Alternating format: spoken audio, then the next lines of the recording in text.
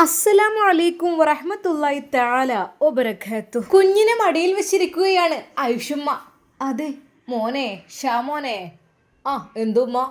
ബറാത്ത് രാവായിട്ട്, നല്ലൊരു രാവായിട്ട് നമ്മളിപ്പോൾ ആശുപത്രിയില്ലല്ലേ മോനെ?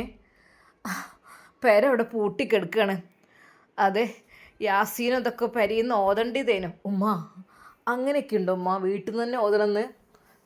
ഇത് എവിടെ നിന്നായാലും കുഴപ്പമില്ലല്ലമ്മ. നമ്മൾ ചെയ്യുന്നത് നമുക്ക് ഇതിൻ്റെ പ്രതിഫലം കിട്ടും, അങ്ങനെയല്ലേ മോനെ? അതൊക്കെ തന്നെയാണ്. എന്നാലും ഇപ്പോൾ നമ്മളെപ്പോൾ അവിടെ നിന്ന് പെരിയിൽ നിന്ന് മരിച്ചിറങ്ങി പോയതല്ലേ, അത് വിചാരിക്കുമ്പോൾ മനസ്സൊക്കെ ഒരു ഇടങ്ങാറ് ഉമ്മ. നമ്മൾ എവിടുന്ന് ഓതി ദുആ ചെയ്യുകയാണെങ്കിലും അതെ, അത് മരിച്ചവർക്ക് കിട്ടും. അതിപ്പോൾ വീട്ടിൽ നിന്നാവണം അങ്ങനെയൊന്നും ഇല്ലല്ലോ എൻ്റെ പൊന്നുമ്മ. ഷമ്മാസ് ഉമ്മയെ ആശ്വസിപ്പിക്കുവാൻ വേണ്ടി പറഞ്ഞു. ഷമ്മാസിന് പൊറുതിയടക്കം ഉണ്ടായിരുന്നു. കാരണം വീട്ടിൽ നിന്ന് ഇപ്പോൾ മാറി നിൽക്കുകയല്ലേ, അതുകൊണ്ട് തന്നെ. അല്ലെങ്കിൽ വീടെന്ന് പറയുമ്പോഴേ അവിടെ ഒരു സന്തോഷം തന്നെയാണ്. അവിടെ എത്തുമ്പോഴേ പുത്തൻ വീട്, തറവാട്, എന്താ അറിയില്ല, അത് വല്ലാത്തൊരു വേണ്ട. എന്നാലും അൽഹംദുലില്ലാ, വല്ലാത്തൊരു ഭാഗ്യമാണല്ലോ നമുക്ക് കിട്ടിയത് ഉമ്മ. നമ്മൾ കുഞ്ഞെങ്ങാനും നമുക്ക് കിട്ടിയില്ലെങ്കിൽ, കുഞ്ഞിനെ എങ്ങാനും നമുക്ക് കിട്ടാതെ നഷ്ടപ്പെട്ടിരുന്നെങ്കിൽ, അല്ലെങ്കിൽ ഡോക്ടേഴ്സ് വല്ല അമ്മത്തൊട്ടിലോ അല്ലെങ്കിൽ ആർക്കെങ്കിലും കൊടുത്തിരുന്നെങ്കിൽ എന്തായിരിക്കും മസ്തുതി? നവാസ്കോടൊക്കെ നമ്മൾ എന്ത് ഉത്തരം പറയും മോനെ? അത് ആലോചിക്കുമ്പോൾ ശരി തന്നെയാണ്. കുഞ്ഞിൻ്റെ മുഖത്തേക്ക് ഐഷുമ്മ നോക്കിക്കൊണ്ടിരുന്നു. അവൻ്റെ റബ്ബേ, എന്താണത്? നൊട്ടി നോക്കുന്നുണ്ടെടീ നുസിയേ. എടീ ഇതെടീ കരച്ചിൽ തുടങ്ങണമെങ്കിൽ പാൽപ്പൊടി കൊടുക്കണ്ട കുട്ടിക്ക്. എന്നാൽ അപ്പോഴേക്കും നുസീബ് ഓടിയെത്തി. ഉമ്മ, അല്ലെങ്കിൽ ഇനി കൊടുക്കണ്ട കേട്ടോ, അതൊക്കെ എന്നാൽ പാല് കൊടുക്കാൻ കിട്ടാത്ത കുട്ടികൾക്കുള്ളതാണ്. ഉമ്മ, ഞാൻ കൊടുത്തോളാം, തെരി. അല്ല പഠിച്ചവനെ, പാവം വല്ലാണ്ട് വിഷന്നോ കുട്ടിക്ക്? എന്നാൽ നുസൈബ ആ കുഞ്ഞിനെ സ്നേഹത്തോടെ വാരിയെടുത്ത് അവൾ പാലൂട്ടുന്നത് ഷമ്മാസ് ഒരു നിമിഷം കണ്ടു. അത് അവൻ്റെ കണ്ണുകൾ നിറഞ്ഞു. അല്ലാ പഠിച്ചവനെ, ആയിക്കോട്ടെ, എൻ്റെ കുഞ്ഞു തന്നെയല്ലേ എൻ്റെ നവാസ്ഖാൻ്റെ കുഞ്ഞും. അതെ, അവൾ പാലൂട്ടട്ടെ. സന്തോഷത്തോടു കൂടെ ആ കുഞ്ഞിൻ്റെ വയറ് നിറഞ്ഞ് കാണുമ്പോൾ അത് വല്ലാത്തൊരു സന്തോഷം തന്നെയാണ്. നുസൈബ് നവാസിൻ്റെ കുഞ്ഞിന് പാലൂട്ടുകയാണ്. ഉമ്മ ഷമ്മാസിനോട് പറഞ്ഞു, മോനെ, ഏതായാലും അള്ളാഹു നമ്മളെ കുഴക്കൂല. അതെ, എവിടുന്നാണെങ്കിലും എന്തെങ്കിലുമൊക്കെ ഉണ്ടാവും. ഇപ്പോൾ കണ്ടില്ലേ എൻ്റെ കുട്ടിനെ ഓല അങ്ങനെയൊക്കെ കാട്ടിപ്പോയിട്ട് ഇപ്പം എൻ്റെ നുസി ഉണ്ടായി പാല് കൊടുക്കാനൊക്കെ. അള്ളാഹുവേ റബ്ബേ, ആയിക്കോട്ടെ, അതിനിപ്പോൾ എന്താ ഉമ്മ? നവാസ്ഖാൻ്റെ കുട്ടിയല്ലേ, അതെൻ്റെ കുട്ടി പോലെ തന്നെയല്ലേ ഉമ്മ, അവൾ കൊടുക്കട്ടെ. അതെ, മതി വരുവോളം ആ കുഞ്ഞ് കുടിക്കട്ടെ. സന്തോഷത്തോടെ അവരുടെ ആ ഒരു നിമിഷങ്ങൾ കഴിഞ്ഞു പോയിക്കൊണ്ടിരിക്കുന്നു. എന്നാൽ ഈ സമയം അതാ കുഞ്ഞിക്കതിയത്ത വീട്ടിലെത്തിയപ്പോൾ തന്നെ അതാ അവൾ ചോദിക്കുന്നു, ഉമ്മ എവിടെ എൻ്റെ കുഞ്ഞ്? സൗദ, ഈ മിണ്ടി പോവരുത്. എൻ്റെ കുഞ്ഞ് എവിടെയെന്നോ എന്താ എനിക്കറിയില്ല. ഇനി അതിനെക്കുറിച്ച് എന്നോട് ചോദിക്കും വേണ്ട. അല്ലെങ്കിൽ സുഖമില്ലാത്ത കുട്ടീനെ പെറ്റുകാണ്ടിപ്പോൾ ഇജെന്ന് എന്നോട് ചോദിക്കണേ? അതെ, ആ ഉമ്മയുടെ വാക്കുകൾ കേട്ട അവൾ ശരിക്കും ഞെട്ടിപ്പോവുകയാണ് ചെയ്തത്. ഉമ്മ, എടി പെണ്ണേ, എൻ്റെ കുട്ടി മരിച്ചു എന്ന് വിചാരിച്ചോ? അല്ലാതെ വേറൊന്നും വിചാരിക്കണ്ട. എന്താന്നില്ലേ? അത് കേട്ട് സൗദ പൊട്ടി പൊട്ടി കരഞ്ഞു. അല്ലാ, എന്തോ മങ്ങൾ എന്തെന്നോടൊക്കെ മറച്ചു വെക്കണേ? എൻ്റെ കുട്ടി എവിടെ? ഇനി എൻ്റെ കുട്ടീനെ എനിക്ക് കാണാൻ കിട്ടൂല, അത് പറഞ്ഞാൽ മതി. ഉമ്മ, എന്തെങ്കിലും ഇത്ര ദയയില്ലാതെ എന്നോട് സംസാരിക്കണേ? ഒന്നും മിണ്ടാണ്ടിരിക്കണ്ടേ? ഞാൻ വന്ന് കയറിയിട്ടുള്ള ആ കുട്ടിക്കും വേണ്ടി ഉറക്കം ഒഴിച്ച് എനിക്ക് തലവേദന ഇതുമായിട്ട് റബ്ബേ ഞാൻ ഇടങ്ങാറായിപ്പോയി. ഞാൻ വിചാരിച്ചു ഇത് എന്തിനാ അങ്ങനത്തെ കുട്ടി എന്നുള്ളത്. മാണ്ടങ്ങനെ മാണ്ടാൻ നിൽക്കേണ്ടി വരും. അല്ല എന്താ ഉമ്മ, എൻ്റെ കുട്ടി നിങ്ങൾ എന്താ ചെയ്തത്? ഒന്നും ചെയ്തിട്ടൊന്നുമില്ല. അതൊക്കെ ചെയ്യേണ്ടവർ ചെയ്തിട്ടുണ്ടാവും.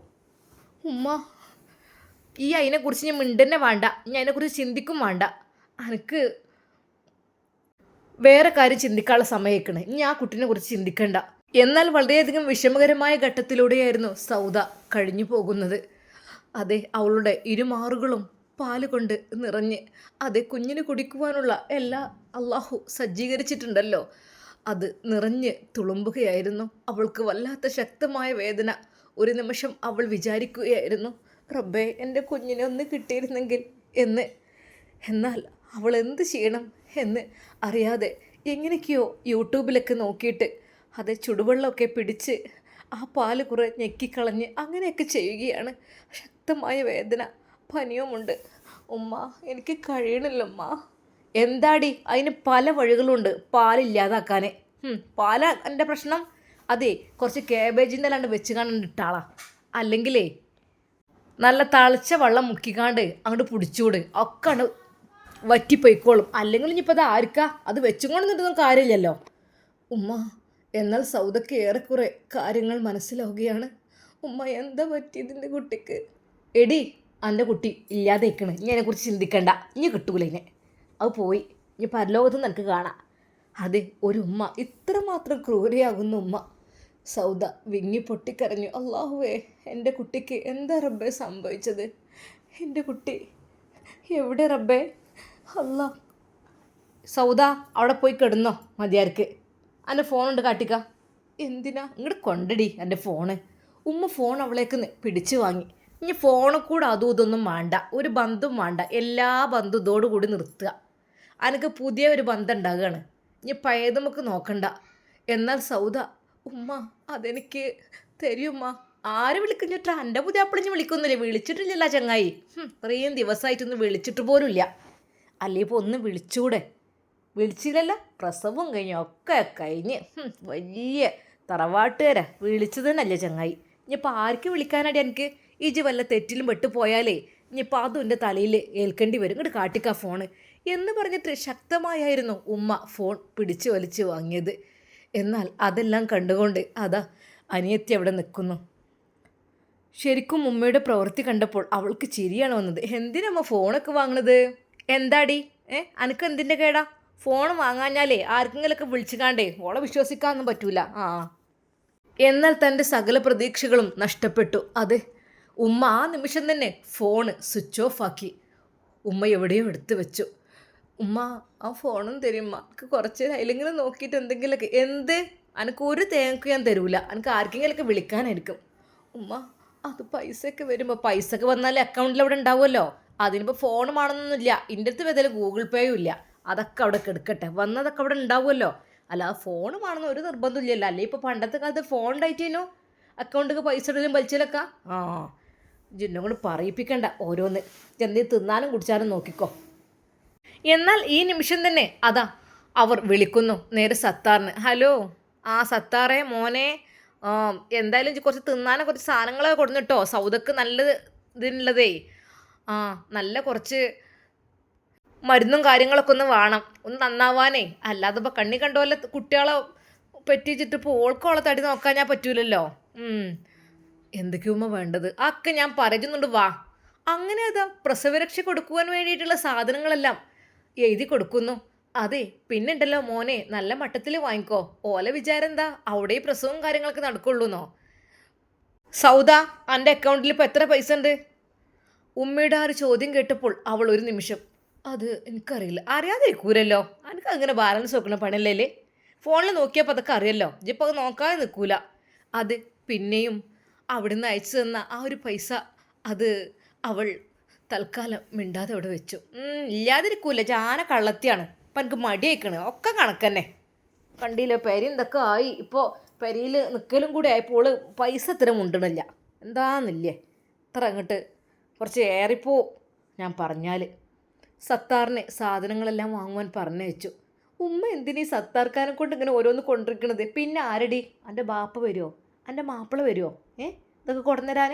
ഇവിടെ ആണെടുത്തുള്ളത് ഓൻ മാത്രമാണ് ഇപ്പം നമ്മളെ സഹായത്തിനൊക്കെ ഉള്ളത്. എന്നിട്ടിപ്പോൾ ഓനെ എന്തൊക്കെയാ പറഞ്ഞ് കേട്ടോളൂ. പറഞ്ഞ് കയറ്റിയില്ല, പുറത്താക്കി വാതിലടിച്ചു. എന്തിനാടി എന്നെ പെറ്റ് കിടക്കുമ്പോഴൊക്കെ അങ്ങനെയും ഓൻ നോക്കിയിട്ട് അങ്ങനെ കാട്ടാൻ പാടുണ്ട. എന്നിട്ടും ആ നല്ലൊരു ചങ്ങായി ആയിട്ടാണ് പിന്നെയും ഇങ്ങനെ വരുന്നത് വിളിച്ചുമ്പോൾ. എന്താന്നില്ല എനിക്ക് കിട്ടേണ്ടത് വേറെ വകുപ്പ് കൂടെയാണ്, എന്നെ കൊണ്ട് പറയിപ്പിക്കണ്ടേ. ഉമ്മ അതും പറഞ്ഞുകൊണ്ട് അങ്ങോട്ട് പോയി. അതെ, സൗദിയുടെ ഫോണ് കൊണ്ടുപോയപ്പോൾ അവൾക്കുള്ള സമാധാനം നഷ്ടപ്പെട്ടു. അവൾ ആ ജനൽ കമ്പി പിടിച്ച് പുറത്തേക്ക് വെറുതെ നോക്കി നിന്നു. തൻ്റെ പ്രിയപ്പെട്ട കുഞ്ഞിനെ ഒന്ന് കാണുവാൻ കഴിഞ്ഞില്ല. എന്തായിക്കണം എനിക്കറിയില്ല. അതെ, ഉമ്മയോടൊന്ന് ചോദിച്ചു നോക്കണം എന്നൊക്കെ വിചാരിച്ചു. പക്ഷെ എന്താപ്പം ചെയ്യുക? എല്ലാം അള്ളാഹുവിൻ്റെ വിധി. അവൾ ആ റൂമിൽ നിന്ന് പൊട്ടിക്കരഞ്ഞു. എന്നാൽ ഈ സമയം ഹോസ്പിറ്റലിൽ നവാസിൻ്റെ കുഞ്ഞ് വളരെയധികം സുരക്ഷിതമായ കൈകളിൽ എത്തിയിരിക്കുന്നു. അതെ, ഉമ്മയും ഷമ്മാസും നുസൈബയും കുഞ്ഞിനെ മാറി മാറി എടുക്കുന്നു. ഇനി തലക്കൊരു ടെസ്റ്റ് കൂടിയുണ്ട്, എക്കോ ടെസ്റ്റിൻ്റെ റിസൾട്ട്.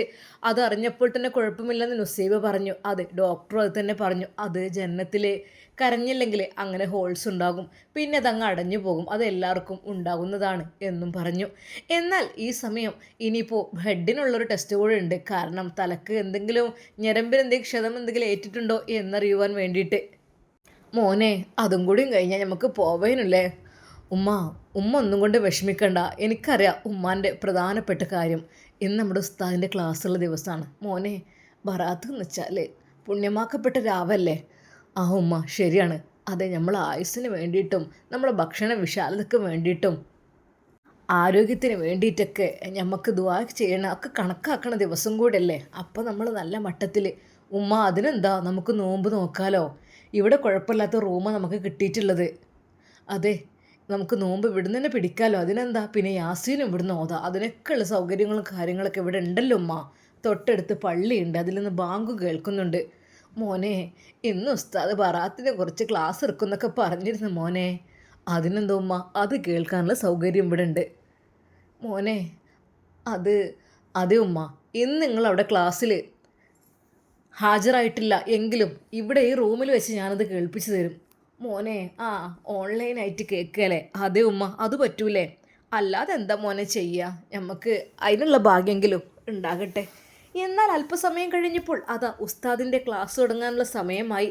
ഉസ്താദ് ഷമ്മാസിനെ വിളിച്ചു. ഹലോ ഷാമോനെ, എവിടെടാ? എന്തൊക്കെ കാര്യങ്ങൾ കുറച്ച് ഉസ്താദിനോട് പറഞ്ഞു, ബാക്കിയൊക്കെ പിന്നെ പറയാമെന്ന് വിചാരിച്ചു. ഹോസ്പിറ്റലിലാണോ? ഓക്കെ. എന്ത് കുഴപ്പമൊന്നുമില്ല? ഇല്ലല്ല, കുഴപ്പമൊന്നുമില്ല കുട്ടിക്ക്. ഇൻഷാ അല്ലാ. ഓക്കെ. എന്നാൽ പിന്നെ അപ്പോൾ ഇന്ന് ക്ലാസ്സിന് ഐഷ്യമൊന്നും ഉണ്ടാവില്ലല്ലോ അല്ലേ? ഏതായാലും സെമീറയും മോളൊക്കെ എൻ്റെ അടുത്തുണ്ട്. ഇൻഷാ അല്ലാ. ഓക്കെ, എന്നാൽ ഉമ്മക്ക് കേൾപ്പിച്ചെടുത്തോണ്ട് ക്ലാസ് ഇട്ട്. ഉമ്മ അതിനു വേണ്ടി കാത്തിക്കണം മോനെ. ക്ലാസ് ആയില്ലേ എന്ന് ചോദിച്ചു ഉമ്മ കുറേ നേരം. ഞാൻ പറഞ്ഞു ഉമ്മ എവിടെയാണെങ്കിലും ഇപ്പോൾ ക്ലാസ് കിട്ടും. ലോകത്തിൻ്റെ ഏത് മൂലയിൽ പോയാലും നമ്മുടെ ഉസ്താദ് പറയുന്നത് നിങ്ങളെ മുമ്പൊക്കെ ഞാൻ കൊണ്ടുവന്ന് തരും. അത് പറഞ്ഞപ്പോഴാണ് മൂപ്പത്തിരി കുറച്ചൊരു സന്തോഷമായത്. മാഷാ അല്ലാ. അങ്ങനെ നാട്ടിൽ ഉസ്താദിൻ്റെ ക്ലാസ്സിന് വേണ്ടി സമീറയും ഐഷുവും ഒക്കെ പോകുകയാണ്. അന്നും ആളുകൾ അവിടെ തിങ്ങി നിറഞ്ഞു. അത് ഉസ്താദിൻ്റെ പ്രഭാഷണം, ബറാത്ത് രാവിനെ കുറിച്ചുള്ള പോരിഷുകളെക്കുറിച്ച് ഉസ്താദ് അന്ന് ഒരുപാട് കാര്യങ്ങൾ പറയുമെന്നുള്ള പ്രതീക്ഷയുണ്ടായിരുന്നു. പലർക്കും അതിനെക്കുറിച്ച് അറിയില്ല. എന്താണ് ബറാത്ത് രാവ്, അതൊന്നും അറിയുന്നില്ല. നോമ്പ് നോൽക്കും, യാസീൻ ഓതും, എന്താണ് അതിൻ്റെ ഡീറ്റെയിൽസ് കാര്യങ്ങൾ, അല്ലെങ്കിൽ എന്തുകൊണ്ടാണിത്, അതൊന്നും പലർക്കും അറിയില്ല. അതിനെക്കുറിച്ചൊക്കെ അറിയാൻ പലർക്കും ആഗ്രഹമുണ്ട്.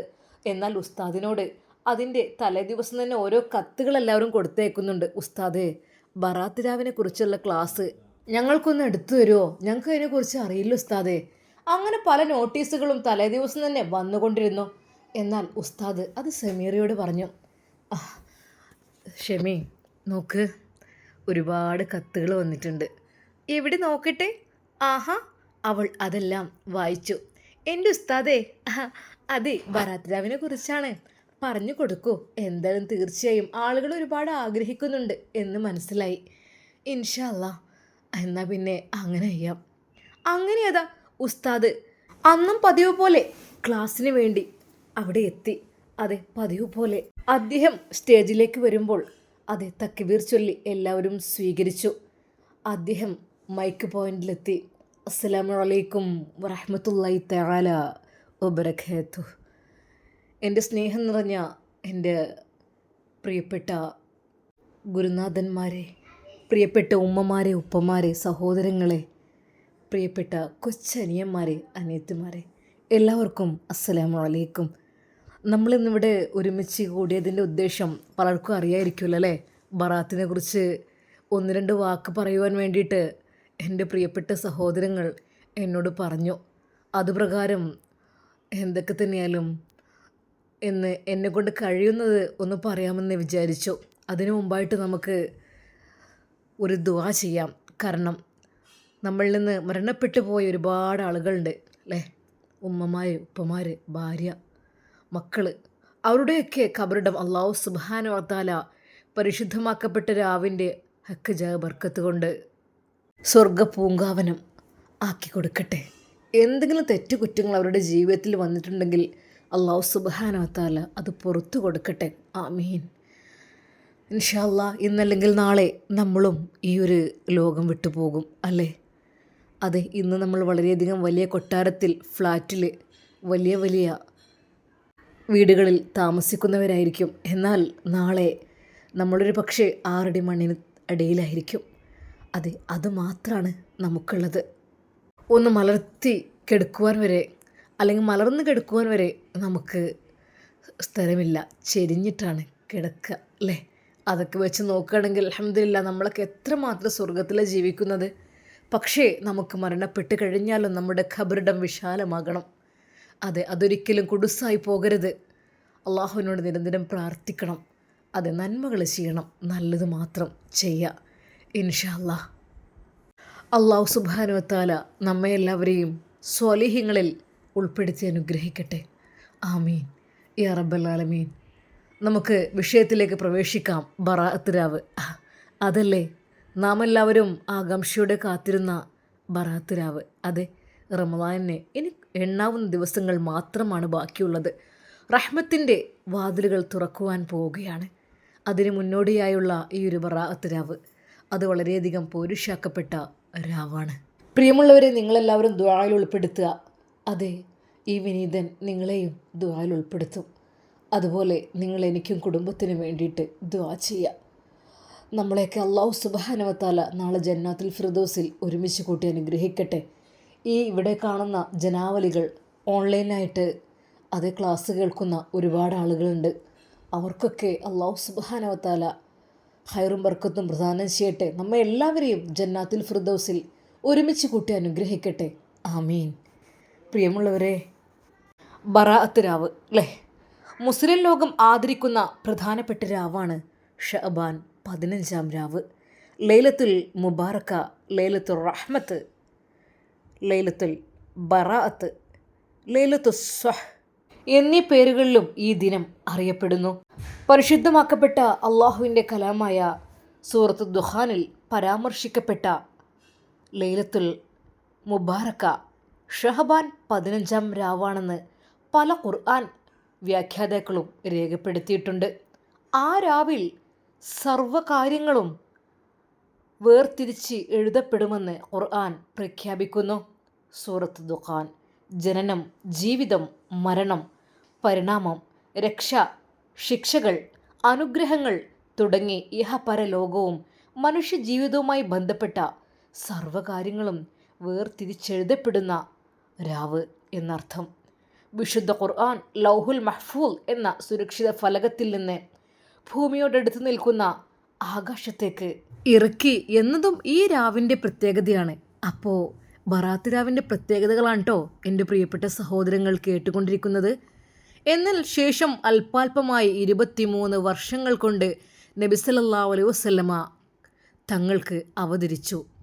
മഹാനായ ഇബ്നു ഹജറുൽ ഹൈതമി തങ്ങൾ പറയുന്നു, ബറാഅത്ത് രാവിന് ശ്രേഷ്ഠതയും ആദരവുമുണ്ട്. പ്രാർത്ഥനക്കുത്തരവും പാപമോചനവും ലഭിക്കുന്ന രാവാണിത്. ദുആകൾ സ്വീകരിക്കപ്പെടുന്ന രാവ് എന്ന് ഇമാം ഷാഫിഈ റളിയല്ലാഹു അൻഹു ബറാഅത്ത് രാവിനെ വിശേഷിപ്പിച്ചത്. എന്നാൽ നമ്മുടെ മുത്ത് ഹബീബ് സല്ലല്ലാഹു അലൈഹി വസല്ലം പറയുന്നു, ഷഅബാൻ 15-ാം രാവിൽ അള്ളാഹു തൻ്റെ അനുഗ്രഹങ്ങൾ പ്രത്യേകമായി വർഷിക്കുന്നു. പ്രിയപ്പെട്ടവരെ ശ്രദ്ധിക്കണം, പ്രത്യേകമായിട്ടാണ് അനുഗ്രഹങ്ങൾ വർഷിക്കുന്നത്. ബഹുദൈവാരാധകർ, അതുപോലെ ശത്രുത വെച്ച് പുലർത്തുന്നവർ, മദ്യപാനികൾ, മാതാപിതാക്കളെ ദ്രോഹിക്കുന്നവർ തുടങ്ങിയവരൊഴികെ എല്ലാ വിശ്വാസികൾക്കും പാപമോചനം നൽകുന്നതാണ്.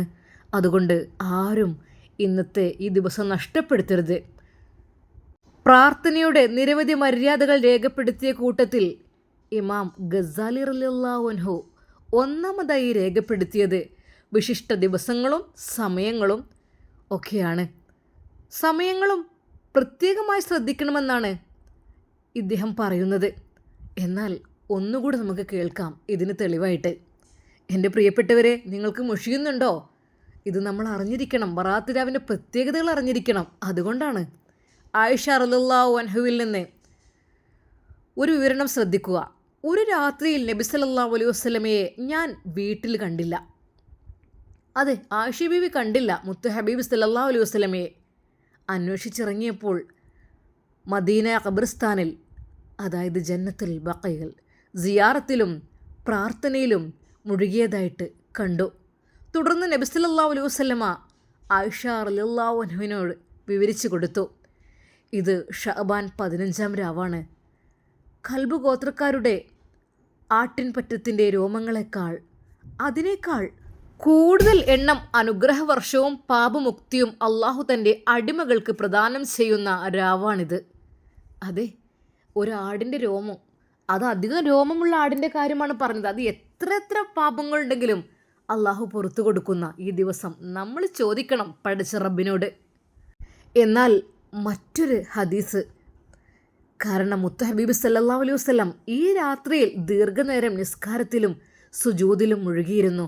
ദീർഘമായ സുജൂദിൽ മുഴുകിയ കാരണം നബി സല്ലല്ലാഹു അലൈഹി വസല്ലമ തങ്ങൾക്ക് എന്തോ അപകടം സംഭവിച്ചോ എന്ന് പോലും ആയിഷ ബീവിക്ക് തോന്നിപ്പോയി. കാരണം ദീർഘമായ സുജൂദിലായിരുന്നു ഹബീബ് സല്ലല്ലാഹു അലൈഹി വസല്ലം. അതെ, ദീർഘമായി കിടക്കുമ്പോൾ എന്താ റബ്ബെ പറ്റിയത് എന്ന് നമ്മൾ വിചാരിക്കുമല്ലോ, കാരണം എഴുന്നേൽക്കുന്നില്ല. അത്രക്കും ഈ രാത്രിയാണ് മുത്ത് ഹബീബ് സല്ലല്ലാഹു അലൈഹി വസല്ലം ഇതെല്ലാം ചെയ്തത്. അതിനുശേഷം ആയിഷ ബീവി ചോദിച്ചപ്പോൾ ഹബീബ് സല്ലല്ലാഹു അലൈഹി വസല്ലം പറഞ്ഞു, അതെ, ഷഅബാൻ 15-ന്റെ രാവാണ്. അതുകൊണ്ട് അതിൻ്റെ മഹത്വത്തെക്കുറിച്ച് ഹബീബ് സല്ലല്ലാഹു അലൈഹി വസല്ലം വിവരിച്ചു കൊടുക്കുകയുണ്ടായി. ഉസ്താദിൻ്റെ പ്രഭാഷണം കേട്ട എല്ലാവരും അത് ശ്രദ്ധിച്ചു. അതെ, പലരും നോമ്പ് പിടിക്കാൻ വരെ തയ്യാറായിരുന്നില്ല. എന്നാൽ ഇത് കേട്ടപ്പോൾ എല്ലാവർക്കും മനസ്സിൽ വല്ലാത്തൊരു സന്തോഷം. അതെ, നമ്മൾ ഇന്നല്ലെങ്കിൽ നാളെ മരണപ്പെട്ടു പോവേണ്ടവരാണ്. അതുകൊണ്ട് തന്നെ പാപമോചനം ചെയ്തു കഴിഞ്ഞാൽ അള്ളാഹു അത് നമ്മൾ അള്ളാഹുവിനോട് ചോദിച്ചു കഴിഞ്ഞാൽ അള്ളാഹു നമുക്ക് പുറത്തു തരുമല്ലോ. പാപമോചനവും ഭക്ഷണത്തിൽ വിശാലതയും ആയുരാരോഗ്യവും മറ്റും തേടുന്നവർക്ക് എല്ലാം നൽകാൻ സന്നദ്ധത കാണിച്ചുകൊണ്ട് അള്ളാഹുവിൻ്റെ കരുണാകടാക്ഷം 1-ാം ആകാശത്തിൽ പ്രത്യക്ഷപ്പെടുമെന്ന് അലി റളിയല്ലാഹു അൻഹു പറഞ്ഞതായിട്ട് ഇബ്നു മാജ ഉദ്ധരിക്കുന്നു. ഈ രാത്രി നമ്മൾ ഇബാദത്തുകളെ കൊണ്ട് സജീവമാക്കിയാൽ സ്വർഗം ഉറപ്പുവരുത്താവുന്ന 5 രാവുകളിൽ ഒന്ന് ബറാഅത്ത് ദിനമാണെന്ന് പണ്ഡിതന്മാർ പറഞ്ഞിട്ടുണ്ട്. മലക്കുകളുടെ പെരുന്നാൾ രാവാണിതെന്ന് ഷെയ്ഖ് അബ്ദുൽ ഖാദിർ ജീലാനി റളിയല്ലാഹു അൻഹു പറഞ്ഞിട്ടുണ്ട്. ലൈലത്തുൽ ഖദ്ർ കഴിഞ്ഞാൽ ഏറ്റവും മഹത്വമുള്ള രാവാണ് എന്നും പറഞ്ഞിട്ടുണ്ട്. ഈ രാവിനെ സൽക്കർമ്മങ്ങൾ കൊണ്ടും, അതെ, ഈ രാത്രിയിൽ എല്ലാവരും സൽക്കർമ്മത്തിൽ മുഴുകുക. പകലിനെ നോമ്പുകൊണ്ടും, അതായത് നാളെ നാം ധന്യമാക്കുക. വിശുദ്ധ ഖുർആൻ പാരായണവും ദാനധർമ്മങ്ങളും നടത്തുമ്പോൾ മരണപ്പെട്ട ബന്ധുമിത്രാദികൾ, മൺമറഞ്ഞ വിശ്വാസികൾക്കെല്ലാം അവരെല്ലാം നമ്മൾ ഓർക്കുക. ജീവിച്ചിരിക്കുന്നവരെയും മരണപ്പെട്ടവരെയും സന്തോഷിപ്പിക്കുവാനും അവർക്ക് വിശാലത ചെയ്യാനും നാം തയ്യാറായാൽ റബ്ബിൻ്റെ വിശാലമായ അനുഗ്രഹങ്ങൾ, കരുണാകടാക്ഷങ്ങൾ നമുക്കും ലഭ്യമാകും. സൂറത്ത് യാസീൻ ഏതൊരു കാര്യം ലക്ഷ്യം വെച്ചാണോ ഒരാൾ പാരായണം ചെയ്യുന്നത്, അത് അതിനുള്ളതാണ് എന്ന് മുത്ത് ഹബീബ് സല്ലല്ലാഹു അലൈഹി വസല്ലം പറഞ്ഞിട്ടുണ്ട്. അതെ, ഇന്ന് നമ്മൾ യാസീൻ ഓതുമ്പോൾ എന്തുദ്ദേശിച്ചിട്ടാണ് നമ്മൾ അത് ഓതുന്നത്, അള്ളാഹു അതങ്ങ് പൂർത്തീകരിച്ച് തരും ഇൻഷാ അല്ലാഹ്. നമുക്കെല്ലാവർക്കും അള്ളാഹു സുബ്ഹാനഹു വ തആല യാസീൻ ഓതുവാനുള്ള വിധി നൽകി അനുഗ്രഹിക്കട്ടെ. അതുപോലെ നാളെ നോമ്പ് പിടിക്കുവാനുള്ള വിധിയും അള്ളാഹു നൽകട്ടെ. അതിനുള്ള ഭാഗ്യം നമുക്ക് അള്ളാഹു നൽകട്ടെ. വിശുദ്ധ ഖുർആനിൻ്റെ ഹൃദയം എന്നാണ് യാസീൻ സൂറത്തിനെ പറ്റി അവിടുന്ന് വിശേഷിപ്പിച്ചത്. എല്ലാവർക്കും അറിയാലോ അല്ലേ? അറിയില്ലേ? എല്ലാവർക്കും ഖുർആൻ്റെ ഹൃദയം ഏതാ അറിയില്ലേ? അറിയാം. എല്ലാവരും ഉച്ചത്തിൽ വിളിച്ചു പറഞ്ഞു യാസീൻ. ഓക്കെ. അപ്പോൾ എല്ലാവർക്കും അറിയാം. നിങ്ങളെല്ലാവരും അറിവുള്ളവരാണ് എന്നെക്കാളും അല്ലേ? മാഷാ അല്ലാഹ്, വല്ലാത്ത സന്തോഷം കേട്ടോ. എന്തൊക്കെ തന്നെയാലും എൻ്റെ പ്രിയപ്പെട്ട യുവാക്കളും യുവതികളും, അതെ, ഈ ഒരു സദസ്സിൽ എനിക്ക് ഏറ്റവും വളരെയധികം സന്തോഷകരമായ കാഴ്ച എന്തെന്ന് വെച്ചാൽ ഒരുപാട് യുവാക്കളാണ്. റബ്ബേ, മാഷാ അല്ലാഹ്. അതെ, ദീനിൻ്റെ വിലയറിയുന്ന യുവാക്കൾ, ദീനിനെ കുറിച്ചറിയാൻ, ദീനിനെ പഠിക്കാൻ വെമ്പി നിൽക്കുന്ന യുവാക്കൾ. നിങ്ങളെ കാണുമ്പോൾ എൻ്റെ മനസ്സ് നിറയാണ് മക്കളെ. അതെ, പലരും ലഹരിക്കടിമപ്പെട്ട് പോകുന്ന ഈ ഒരു കാലത്ത്, അതെ, പല ആളുകളും ലഹരിയിലാണ്. പലപ്പോഴും അവർക്ക് ബോധമില്ല, അത് മദ്യപാനമാണ്, കഞ്ചാവാണ്. അങ്ങനെയുള്ള ആളുകളായിരിക്കും യുവാക്കളിൽ പലരും. പക്ഷേ എൻ്റെ പ്രിയപ്പെട്ട മക്കളെ, നിങ്ങളെ കാണുമ്പോൾ എൻ്റെ ഹൃദയം പൊട്ടിപ്പോവുകയാണ്. ഞാൻ പടച്ച റബ്ബിനോട് ദുആ ചെയ്യും, അല്ലാഹുവേ, അതെ, ദീനിനെ സ്നേഹിക്കുന്ന മക്കളുണ്ടല്ലോ ഇവിടെ, വല്ലാത്ത അനുഗ്രഹം തന്നെയാണ്. അത് ഈ നാടിൻ്റെ അഭിമാനമാണ്. എവിടെ നിന്നൊക്കെ ആളുകൾ എത്തിയിട്ടുണ്ട്, അവരുടെയൊക്കെ നാടിൻ്റെ അഭിമാനമാണ് ഇങ്ങനെയുള്ള യുവാക്കൾ. മാഷാ അല്ലാ, നമുക്ക് ഒരു 3 തക്ബീർ അങ്ങ് ചൊല്ലിയാലോ? അല്ലാഹു അക്ബർ. അതെ, എല്ലാവരും അത് ഏറ്റു ചൊല്ലി. യുവാക്കൾക്കെല്ലാം ഒത്തിരി സന്തോഷമായി ഉസ്താദിൻ്റെ ആ ഒരു പ്രഭാഷണവും പുകഴ്ത്തലും കേട്ടപ്പോൾ. അത് എൻ്റെ മക്കളെ, എല്ലാവരും പള്ളിയിലേക്ക് ജമാഅത്തിന് കൃത്യമായിട്ട് വരണം കേട്ടോ. ഇപ്പോൾ ഒരുപാട് കുട്ടികളൊക്കെ കൂടി വരുന്നതായിട്ട് ഞാൻ കാണുന്നുണ്ട്. അത് ആദ്യം വളരെ കുറവായിരുന്നു, എന്നാൽ ഇപ്പോൾ അത്ഭുതപ്പെടുത്തിക്കൊണ്ട് സഫുകൾ നിറഞ്ഞു കവിയുന്ന കാഴ്ചകളാണ് കണ്ടിരുന്നത്. സാധാരണ രീതിയിൽ ജുമാൻ്റെ ദിവസമൊക്കെ അങ്ങനെ ഉണ്ടാവുള്ളൂ. പക്ഷേ ഇപ്പോഴത്തെ എല്ലാ ഭക്തിനും മക്കൾ നല്ല ഹാപ്പി ആയിട്ട് വരുന്നുണ്ട്. എല്ലാവരും അത് നല്ല മക്കളാണ്, നല്ല യുവാക്കളാണ്, നാളത്തെ ദീനിൻ്റെ സാരഥികളാണ് നിങ്ങളൊക്കെ. ഒരിക്കൽ പോലും ദീന് വിട്ട് കളിക്കാൻ പാടില്ല, അത് എവിടെ തന്നെയായാലും. നമ്മുടെ ഇഹപര വിജയവും റബ്ബിൻ്റെ കാരുണ്യവും ഉദ്ദേശിച്ച് ഖുർആൻ പാരായണവും ദാനധർമ്മങ്ങളും മറ്റ് സൽക്കർമ്മങ്ങളും വർദ്ധിപ്പിക്കാൻ വിശിഷ്ട ദിവസങ്ങളാൽ നാം കൂടുതൽ ശ്രദ്ധ പുലർത്തുക. എൻ്റെ പ്രിയപ്പെട്ടവരെ, ഇന്ന് ഷാബാൻ 15 അല്ലേ?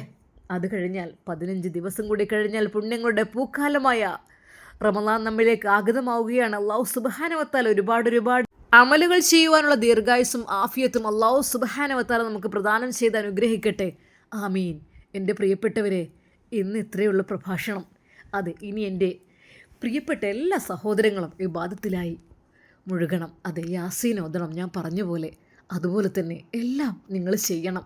ഇൻഷാ അല്ലാഹ് ഈ വിനീതിന് വേണ്ടിയും ദുആ ചെയ്യണം. അതെ, നമ്മുടെ ഒരു ഫാമിലി ഹോസ്പിറ്റലിലാണ്. ആ ഒരു കുഞ്ഞിന് വേണ്ടിയും ആ കുടുംബത്തിന് വേണ്ടിയും പ്രത്യേകമായിട്ട് ദുആ ചെയ്യണം. അതെ, ഇൻഷാ അല്ലാഹ്. ഉസ്താദിൻ്റെ പ്രഭാഷണം കേട്ട എല്ലാവർക്കും എഴുന്നേക്കാൻ കഴിഞ്ഞില്ല. എന്നാൽ എൻ്റെ പ്രിയപ്പെട്ടവരെ, ദുആയിൽ ഉൾപ്പെടുത്തുക. അതെ, ചെറിയൊരു ദുആയോട് കൂടി നമുക്ക് അവസാനിപ്പിക്കാം. അല്ലാഹുവേ റഹ്മാനെ, ഈ ബറാഅത്തിൻ്റെ പരിശുദ്ധമാക്കപ്പെട്ട രാവിൽ റഹ്മാനും റഹീമുമായ രാജസീതായ തമ്പുരാനെ, ഞങ്ങളിൽ നിന്ന് വന്നു പോയ എല്ലാ തെറ്റുകുറ്റങ്ങളും നീ പുറത്ത് മാപ്പാക്കി തരണം റഹ്മാനെ. അല്ലാഹുവേ, ഒരുപാട് നന്മകൾ ചെയ്യുവാനുള്ള ഭാഗ്യം നൽകണം റഹ്മാനെ. അല്ലാഹുവേ, മരണം ഹൈറാകുമ്പോൾ ലാ ഇലാഹ ഇല്ലല്ലാഹ് എന്ന കലിമത്ത് തൗഹീദ് ഉച്ചരിച്ച് മരിക്കുന്ന ഉത്തമ മുത്തഖീങ്ങളിൽ ഞങ്ങളെ നീ ഉൾപ്പെടുത്തണം റഹ്മാനെ. അല്ലാഹുവേ, ഞങ്ങളുടെ റിസ്കിൽ നീ വിശാലത ചൊരിയണം റഹ്മാനെ. ആരോഗ്യം നൽകണം റഹ്മാനെ. നിന്റെ തൃപ്തിയിലായിക്കൊണ്ട് അത് ജീവിക്കാനുള്ള ഭാഗ്യം നൽകണം റഹ്മാനെ. അല്ലാഹുവേ, ആരോഗ്യത്തോടു കൂടിയുള്ള ആഫിയത്ത് നീ പ്രദാനം ചെയ്യണം റഹ്മാനെ. അല്ലാഹുവേ, ഞങ്ങളുടെ മാതാപിതാക്കൾ രോഗികളാണ് റഹ്മാനെ. അവരുടെ രോഗങ്ങളെല്ലാം നീ ഷിഫിയാക്കണം റഹ്മാനെ. അല്ലാഹുവേ, ഞങ്ങളുടെ മാതാപിതാക്കൾ ഖബറിലാണ്, അവർ 6 അടി മണ്ണിലാണല്ലാ. ഞങ്ങളുടെ ഭാര്യ, ഞങ്ങളുടെ മക്കൾ, അങ്ങനെ ഒരുപാട് ആളുകളുണ്ട് റഹ്മാനെ. അല്ലാഹുവേ, അവരുടെയൊക്കെ ഈ പുണ്യമാക്കപ്പെട്ട ദിനത്തിൻ്റെ ബർക്കത്ത് കൊണ്ട് റഹ്മാനെ അവരുടെ ഖബർ ജീവിതം നീ വിശാലമാക്ക് റഹ്മാനെ. ആമീൻ. അല്ലാഹ്, പെട്ടെന്നുള്ള മരണത്തെ തൊട്ട് ഞങ്ങളെല്ലാവരെയും നീ കാത്തുരക്ഷിക്ക് റഹ്മാനെ. നിൻ്റെ പരിശുദ്ധമാക്കപ്പെട്ട പുണ്യമാക്കപ്പെട്ട പുണ്യങ്ങളുടെ പൂക്കാലമായ പരിശുദ്ധ റമളാൻ ഞങ്ങളിലേക്ക് കടന്നു വരികയാണല്ലോ. ഞങ്ങൾക്ക് മുഴുവൻ നോമ്പ് നോൽക്കുവാനും അതുപോലെ അല്ലാഹ് ഞങ്ങൾക്ക് കൂടുതൽ ഖുർആൻ പാരായണം ചെയ്യുവാനും നന്മകൾ ചെയ്യുവാനുള്ള ഭാഗ്യം നീ നൽകണേ റഹ്മാനെ. ആമീൻ യാ റബ്ബൽ ആലമീൻ.